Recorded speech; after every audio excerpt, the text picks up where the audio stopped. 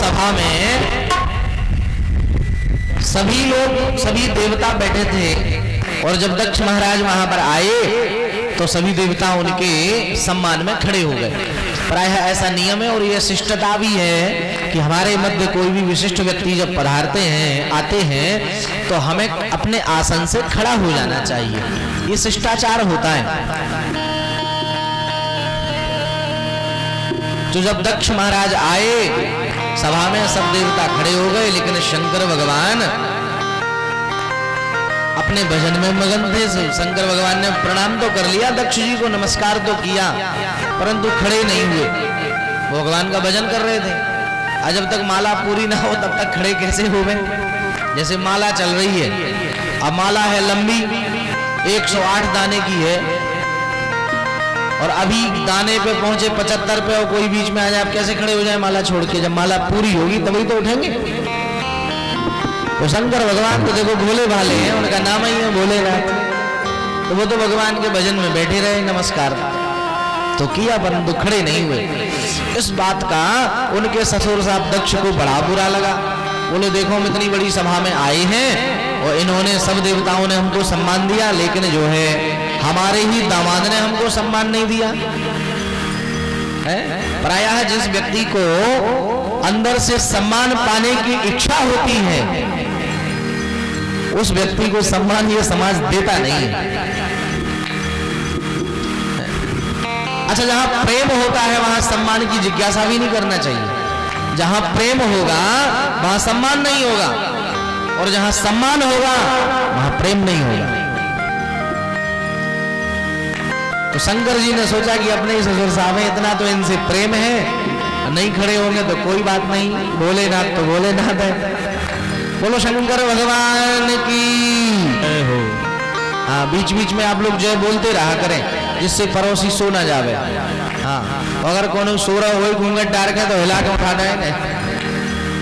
काहे कि देखो भैया 23 तारीख को है भंडारो, और भंडारो वही को पाने जी ने बढ़िया अच्छी जागृत होकर के कथा सुनवे।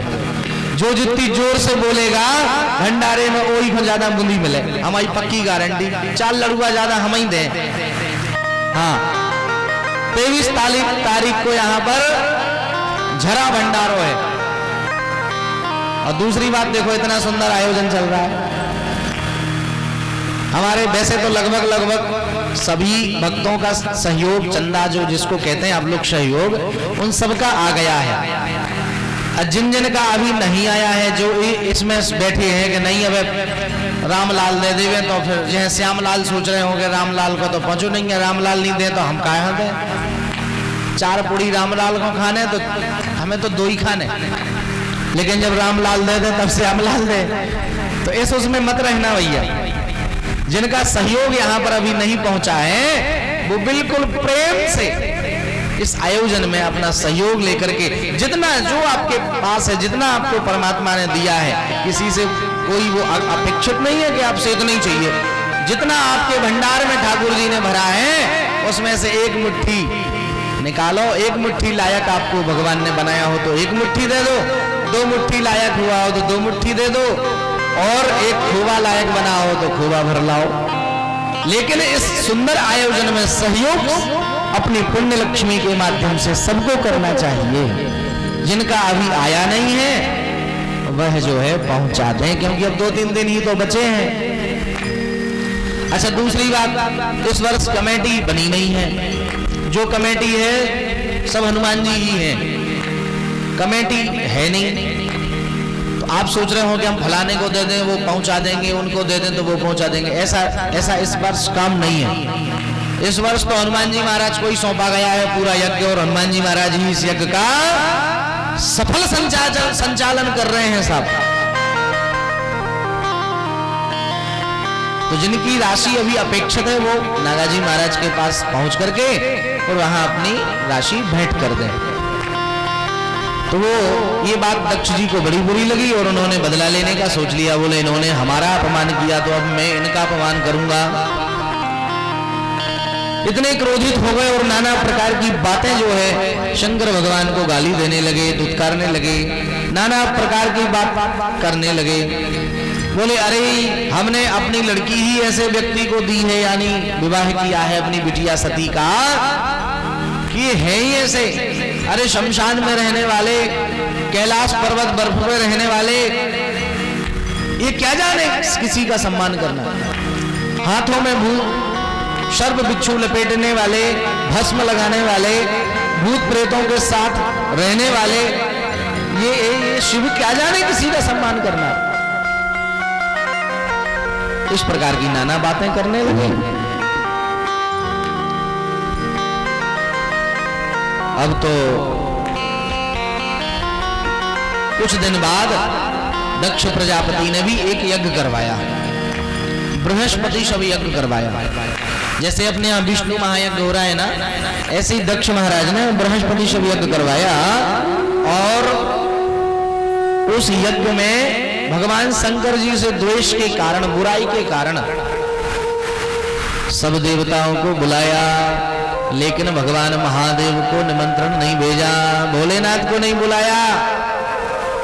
अब समझ लो आप, इतना अहंकारी वह दक्ष कि उसने अपनी सगी बिटिया को भी छोड़ दिया। नाते रिश्तेदार, फूफा फूफा, मौसा मौसी छूट जाए तो चलता है, परंतु खुद की बिटिया को नहीं बुलाया जाए। अपने घर में इतना बड़ा आयोजन हो और हम खुद की बिटिया को ही बुलाना भूल जाए, ना बुलाएं, तो ये तो अच्छी बात नहीं है। तो दक्ष जी ने सबको बुलाया, लेकिन जो है भगवान शंकर को नहीं बुलाया। अशंभव वै मृगस्य जन्म तथा विरामो लुलुभे मृगाय।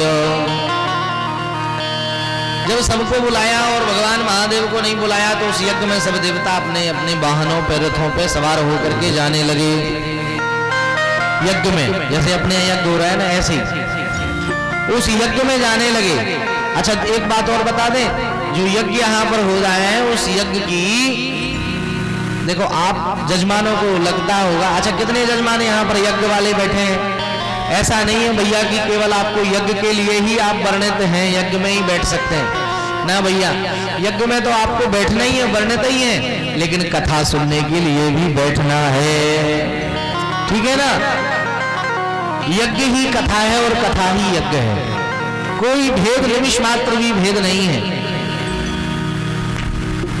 तो आप सोच रहे होंगे, हमारे सामने कुछ चर्चा आई थी कि महाराज जी देखो, यज्ञ नारायण की पत्नी का नाम दक्षिणा देवी है। अभी हमने आपसे कहा ना कि जिनकी राशि अपेक्षित है, शेष बची हुई है, जो भक्तगणों की नहीं पहुंची है, तो वह अपनी दक्षिणा पहुंचा दे महाराज जी के पास, दान जो है सहयोग। तो यज्ञ काय से सफल होता है? दक्षिणा से। यज्ञ नारायण की पत्नी का नाम है दक्षिणा देवी। और जिस कुंड पर बैठ करके अग्नि में आप आहुति दे रहे हैं, उन वो अग्नि की दो पत्नियां हैं, एक का नाम है स्वाहा, दूसरी का नाम है स्वधा। आपसे पंडित जी रोज बुलवाते होंगे, भैया स्वाहा बोलो जोर जोर से, स्वाहा स्वाहा।